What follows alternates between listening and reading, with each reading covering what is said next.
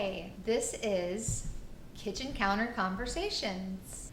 And for those of you that don't know me, I'm Amy Perez, and I was the founder of a natural deodorant company called Primal Pit Paste that I started in my kitchen in 2012. So I thought this would be the perfect place to kind of have some of these conversations. So I just wanted to take the opportunity to introduce myself and just to let you know that, my intention is honestly just to be fully transparent, to help you as just a consumer and a person who's wanting to know what is truly healthy and different products that you can use, and so that's kind of what my intention is. I've seen a lot in this industry since I started that I've been honestly just so shocked by. But as a brand owner, when you're an owner, which I'm not currently right now, you really can't talk about it because you could get sued, or, it would look at, people wouldn't really take it with a grain of salt because you were trying to sell a product, and therefore they would think that you're only saying that to, discount other brands to gain market share. And that's been very, very frustrating for me for the last 13 years because I have just seen it all, I feel. A lot of the greenwashing, and we'll get into that in another video, but just some of the people who've tried to sell natural products and just be in the market because it's exploding, when really they're not truly natural, and they should probably be in the conventional section and just, and doing that. But they just, I feel like, are trying to tweak things, maybe put a few ingredients in there that might look similar to natural products. So I think with that being said, I guess one of the first things that just has really frustrated me in this industry has just been, let me get my notes too because I'm kind of new at this. Just the fact that, there was a brand that came on the scene like in 2017, and some of you may know it. It was Lume, and I have so many interesting stories about that. I'm not going to get into all of that, but I think one of the most disappointing things for me just in general was when I looked up their first product they ever launched on EWG, which is kind of like a website. There's several of them. Think Dirty, EWG. There's just several kind of website or apps where you can kind of get a rating looking at ingredients. Their first deodorant that they claimed was natural was actually rated as a number 4. My company was like a 0 to 1, and all of our products have been that. They've been super natural to where you could actually, eat them. That we didn't suggest that you do that. But anyhow, that was very, very frustrating for me. And when I've gone back to look again, it's like they did fix some of that, and they have a few products that are rated 2, but if you keep looking, the majority of all of their products are rated 4, which is just a higher carcinogenic, just the higher the number is, the most unhealthy that the product is in the ingredients. That it's just questionable ingredients that could have toxic levels. So, I think that also now that they've come out with a product since they've been acquired, they've come out with a product that's got aluminum in it again. Not that they had that, but that's kind of what you'll see in the market too, like natural product Toms that happened when they got acquired. The formulas changed, and they started having natural deodorants that had aluminum, and people didn't even know it. You actually have to be a label reader. And so those aluminum products I haven't seen listed on there yet, and I'm not sure if that's intentional or not. But just in and of itself, for me, that just goes to show that they've kind of moved away from the natural market, that I feel like they just used it to gain a competitive edge because they knew that that's where consumers were moving to and toward.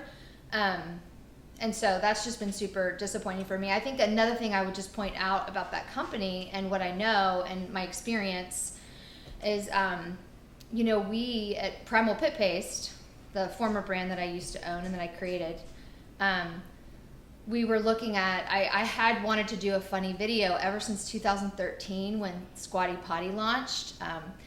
It was kind of in the same primal paleo CrossFit genres, which kind of is where, I was spending my time, and people that I was reaching out to for influencing and things like that. And I just thought it was the funniest videos. And then there was another funny video, and I can't remember which one, but I was searching and trying to reach out to a couple of these companies that did those videos. They were very successful. I thought Primal Pit Paste would kill it. That would be so funny and just a great funny name, and I think it would have been the best, humorous video. And so I actually ended up going down the path of getting our deodorant. We had so many reviews about our deodorant being just amazing, but also odor control for 48 hours. And we even had some that would say, 72 hours. The majority of them, I think, were 24 hours. It actually worked. I mean, we were definitely like an early adopter. It was like Primal Pit Paste and Schmidt's, I would say, were the two that were super natural. We were both in a jar. And so I went to go to this facility and go have our product tested, and it was interesting. I told them how excited I was. Our company had gotten into global Whole Foods at that point, and I was just so excited that we were going to get this testing done so we could actually say those claims, and because our customers had said it. And I remember the owner and kind of guy who owned the facility, I reached back out to him, and he asked us if we want to move forward. And I said, I told him, we're going to do this exciting, funny video, because I was already talking to the video company, and we had, agreements, and I was just trying to decide, okay, I bootstrapped the company with $100. I've never had to get any kind of Series A or B or any kind of capital, but it was a huge risk, and we would have used the majority of all of our cash flow to take that risk. Although I was confident about it and I thought it would have been amazing, I felt like the right thing to do to protect the company, and I had 30 employees at the time, would be to go ahead and get some funding. And so I was kind of going about doing that. But in the meantime, I called him back and wanted to move forward with the testing, and he said, I just have to let you know there's a new deodorant called Lume, or I can't remember, Lume or whatever he called them. And he was like, they're getting ready to launch, and I just want to let you know that. Well, come to find out, mysteriously somehow they found out about the video that we were going to be doing, and they ended up doing the video with that partner, which was just, it really was probably one of the hardest moments just in the life of the company that I had to deal with. There's a few others, but there's just huge ups and downs when you're doing these things and you're in an industry. And I was a CrossFit trainer, a stay-at-home mom, a philosophy major, and a DIYer, and an avid researcher. That's kind of my story, is I had really just researched all the ingredients about food, and then I started really looking into the products that my family was using on their body. And then I stopped wearing deodorant, and my daughter came home in 3rd grade with like embarrassing BO, and I did not want her to be embarrassed. And I talked to teachers, and all the teachers were like, oh my gosh, this is so common, like 3rd grade is usually when it starts, and this is amazing you're doing that, because just Tom's and none of the natural deodorants at the health food store were working. So I started making this deodorant in my kitchen, and that's when I had like CrossFit athletes and friends and family and just people asking me like, oh my gosh, this stuff is amazing, it works for 24 hours or more, and gardening and working out in hot Florida, weather. And so that's kind of how it took off. And I know I'm digressing a little bit, but I think what I learned through that journey was there were a few companies that looked at what I had done. I had no real intention, because the company just took off, and I wasn't a business person to begin with. I just kind of had to learn and keep up. And I really, my intention, I remember in the beginning, was like, I don't want to sell out. Like, my biggest goal is just to get into Whole Foods. And then Whole Foods was calling like a year later. And then I was like, okay, well, what's the next step? And, you know, for me, it really became like a mission to knock toxic off the shelf. But then a lot of toxic was coming in kind of disguised as natural. And so that was super frustrating for me. But I think that what I did learn through that process of when they do these campaigns and a new company launches, they basically look at the successful ones. They look at all the reviews, and we had thousands of 5-star reviews, that it actually worked.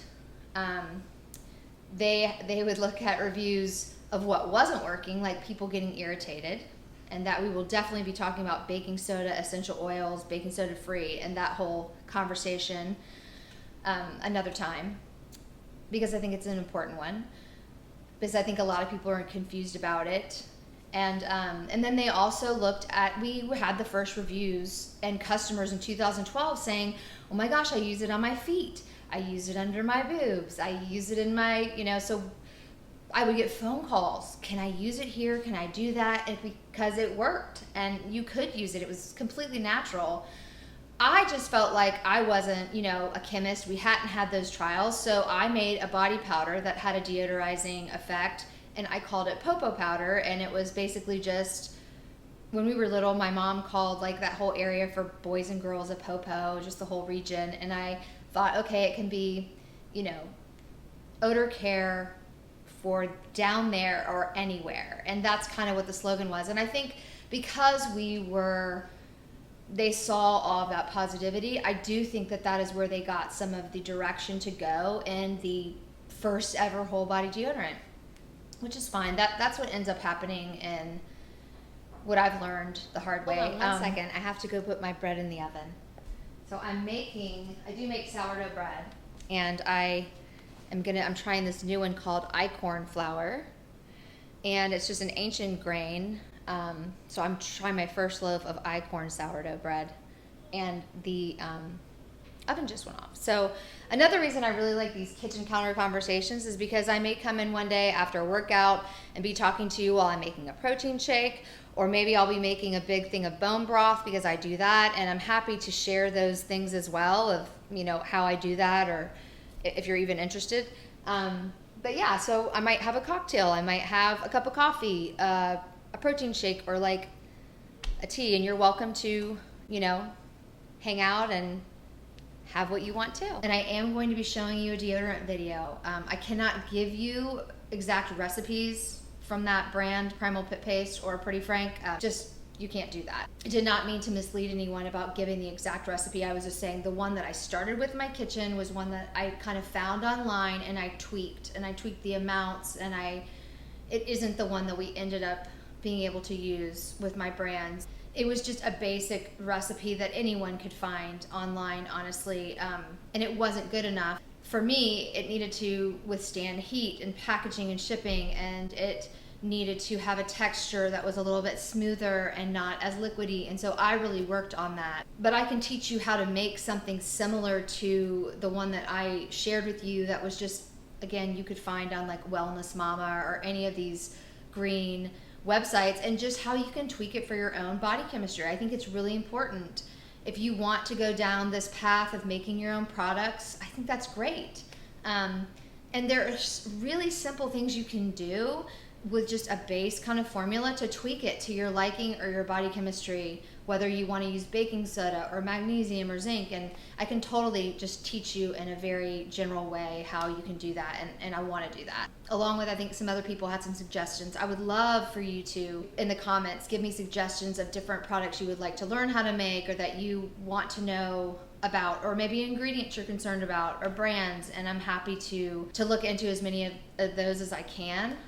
So anyways, just thanks for being here. I appreciate all the support, all of the, this has not been easy for me, but I think it's just a new chapter. I'm actually really excited that I don't really want to be an influencer. That's why you haven't seen me on videos and wanting to do that very often. It's not really who I am, but I want to tell the truth. I want to tell you what I've learned, what I know from the last 20 or 30 years being in the the industry as well as before just researching ingredients and food. So anyways, I hope that you will join me on this new Plan P path that I have. And thanks for showing up.